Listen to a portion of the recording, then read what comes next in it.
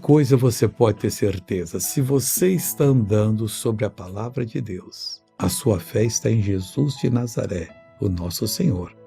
Se você recebeu uma revelação da palavra, não se importe com o que o inimigo ameace fazer, ou que esteja fazendo.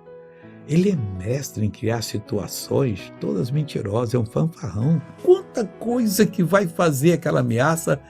Para quem é de Deus, faz nada. Ele não pode tocar naquilo que é de Deus. Quem é de Deus tem a garantia divina que nunca, jamais tropeçará.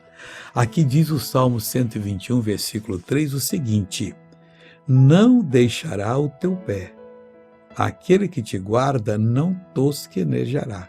Então Deus sempre não deixará vacilar o teu pé. Eu tinha omitido a palavra vacilar. Ele não deixa. Seu pé, e você não deixa. Pode pisar que Deus deu a terra para você. Veja essa pessoa abençoada e eu volto para fazer oração. Quanto tempo só teve o derrame? 2 anos. Só levantava até ontem? Só que levanta ali agora.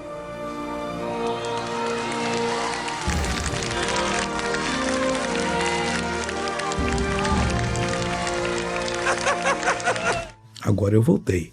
Vamos orar? Pai, em nome de Jesus, toca nessa vida, nessa pessoa que precisa de uma libertação. Eu uso a autoridade que o Senhor me deu, repreendo todo o mal que está sobre essa pessoa e digo: saia, vá embora, em nome de Jesus. Obrigado, Pai, e amém.